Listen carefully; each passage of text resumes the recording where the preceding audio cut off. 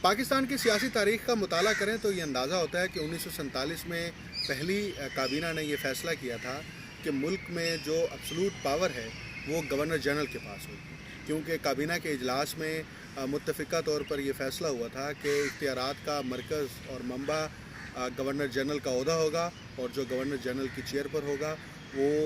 ये इख्तियार रखता है कि कोई भी फ़ैसला अगर वो करता है तो किसी मेंबर को ये हक़ हासिल नहीं होगा कि वो उससे इख्तलाफ करे, और अगर किसी मेंबर को इख्तलाफ होगा तो उस मेंबर के पास सिर्फ एक ही चॉइस है कि वो कैबिनेट से इस्तीफ़ा दे दे, और इसको इम्प्लीमेंट किया गया। ये बुनियाद बनी पाकिस्तान में आमरीत की। अब इसके बाद अगर हम चलते जाएँ 1970 तक पाकिस्तान में आम इलेक्शन या आम इंतखाबात नहीं होने दिए गए, और ये 23 साला दौर था जिसमें पाकिस्तान की रियासती साख्त और ढांचे को तय कर दिया गया, और वो तय ये हुआ कि पाकिस्तान में जमहूर की हुकूमत, जमहूर की हुक्मरानी कभी नहीं होगी। हुक्मरानी उनकी होगी जिनके अटल और हकीकी फ़ैसले होंगे, और वो नॉन इलेक्टेड लोग होंगे। उसके बाद ये रिवायत चलती रही, और पाकिस्तान की तारीख़ आज 2022 में जब दाखिल होती है तो एक बार फिर सियासी जमातों के पास सिर्फ एक ही बयानिया है, इस्टेब्लिशमेंट और एंटी इस्टेब्लिशमेंट। इस बयानिए के गिर्द वो पूरी अपनी पॉलिटिक्स करते हैं, इक़्तिदार में दाखिल होते हैं, फिर इक़्तिदार के अंदर रहते हैं और इस्टेब्लिशमेंट के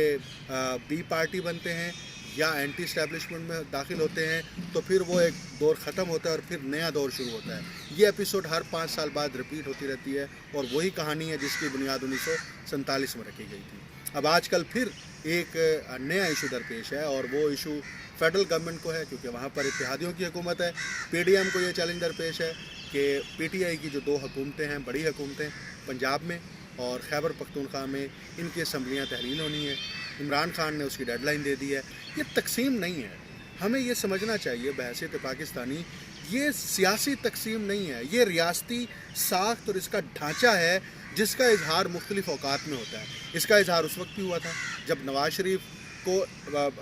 वज़ारत उज़्मा से निकाला गया, तो इन्होंने अपने बयानिए में जो मरकज़ी टैगलाइन रखी थी, मुझे क्यों निकाला, तो वो एंटी इस्टेब्लिशमेंट थी। वो दौर ख़त्म हुआ। आज नवाज शरीफ की एंटी इस्टेब्लिशमेंट पर क्या पोजीशन है पूरी कौम के सामने वाज़ेह है, मुबस्सिरीन इसको बहुत अच्छी तरह जानते हैं। इसी तरह पीपल्स पार्टी से आसिफ अली जरदारी ने बहुत तारीखी जुमले कहे थे कि हम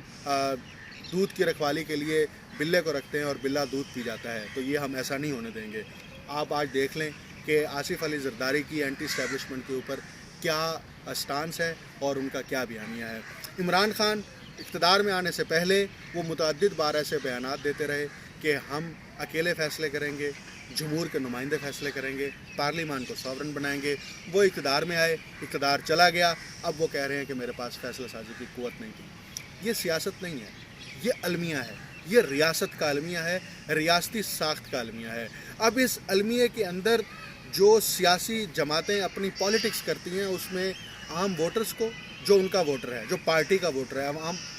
आम आदमी में पूरी आवाम शामिल नहीं कर रहा मैं, जिसमें 22 करोड़ आवाम है, ये वो 5 करोड़ वोटर है जो इंगेज करता है। तमाम पॉलिटिकल पार्टीज़ इस वोटर्स को इंगेज करती हैं और इसी की बुनियाद पर अपना वोट बैंक को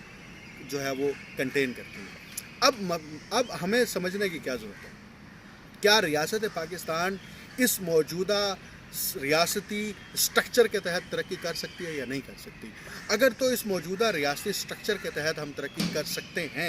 तो हमें आज इस बात का सामना ना होता कि पाकिस्तान की इकॉनमी दिवालिया की तरफ है, पाकिस्तान के तमाम तर इकनॉमिक या इक़्तिसादी फ़ैसला साजी का इख्तियार जो है वो IMF और वर्ल्ड बैंक के पास है, और पाकिस्तान की मईशत जो है वो किसी वक्त भी कोलैप्स कर सकती है। ये इस रियासती ढांचे का नतीजा है। ये सियासी हिकमत अमली, सियासी हुक्मरानी, सियासी जमातों, जमहूरियत या जमहूरी हुक्मरानों या पार्लिमान के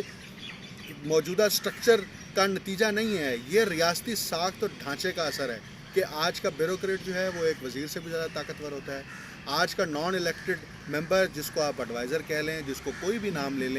दे लें, वो आज हुकूमत से ज़्यादा ताकतवर होता है, वो चीफ़ मिनिस्टर से ज़्यादा ताकतवर होता है, वो प्राइम मिनिस्टर से भी ज़्यादा ताकतवर है, वो हत्ता के सदर पाकिस्तान से भी ज़्यादा ताकतवर है। तो इससे हमें ये इशारिया मिलता है कि ये तमाम ओहदे जो हैं ये शायद अलामती ओहदे हैं और ये सिर्फ दिखाने के लिए हैं। ابھی ریسنٹلی جب پاکستان میں حکومت کی تبدیلی ہوئی، اس تبدیلی کے اوپر جو بین الاقوامی اداروں کی جانب سے، صحافتی ادارے ہوں یا تھنک ٹینکس ہوں، ان کی جانب سے جو ایک تجزیہ پیش کیا گیا، اس میں ایک بات متفقہ طور پر تمام تجزیوں میں پڑھنے کو ملی کہ پاکستان میں جو حکمرانی ہے، اقتدار ہے، وہ یہاں کی مقتدرہ کے پاس ہے، اور مقتدرہ طے کرتی ہے کہ کون حکومت کرے گا، کیسے حکومت کرے گا اور کن شرائط پر حکومت کرے گا۔ اگر پاکستان اسی ریاستی ڈھانچے کے تحت، اسی ساکھ کے تحت یوں ہی چلتا رہا تو پاکستان کا مستقبل انتہائی بہت بڑے المیے سے دوچار ہو سکتا ہے۔ اور آپ کا جو میڈیا ہے وہ مین سٹریم سیٹلائٹ میڈیا ہو یا مختلف اینکرز جو پروگرامز کرتے ہیں، اگر ہم انہیں غور سے سنیں، ان کے بیانیوں کا، ان کے سٹانس کا ڈسکورس انالیسس کریں، تو ہمیں یہ بات واضح ہوتی ہے وہ کسی نہ کسی پولیٹیکل پارٹی کے ایجنڈے پر ہیں۔ جب پولیٹیکل پارٹی کے ایجنڈے کے اوپر جا کے آپ تجزیے پیش کرتے ہیں، تبصرے پیش کرتے ہیں، تو اس کا مطلب موجودہ ریاستی ساخت اور ڈھانچے کو آپ سپورٹ کر رہے ہیں، اور یہ ڈھانچہ وہ ہے جس میں جمہور کی حکمرانی نہیں ہے۔ اور اگر ریاستی ڈھانچے میں جمہور کی حکمرانی نہیں ہوگی یا وہ علامتی ہوگی، اختیارات کا اور فیصلے کا مرکز کوئی اور ہوگا، تو پاکستان ترقی نہیں کر سکتا۔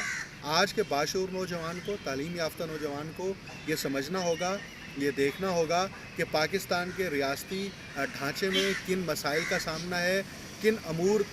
کے چیلنجز درپیش ہیں جن کو ایڈریس کیے بغیر ہم ترقی کی طرف نہیں جا سکتے۔ اس کی نشاندہی کریں، اس کے متبادل پیش کریں، تاکہ یہ ملک، یہ ہمارا وطن، یہ پاکستان ترقی کرے، یہاں کا عام آدمی ترقی کرے، یہاں کی معیشت کو استحکام حاصل ہو، یہاں پر تعلیم ترقی کرے، ٹیکنالوجی ترقی کرے، سائنس ترقی کرے، زراعت ترقی کرے۔ اگر ہم نہیں سوچیں گے تو کون سوچے گا؟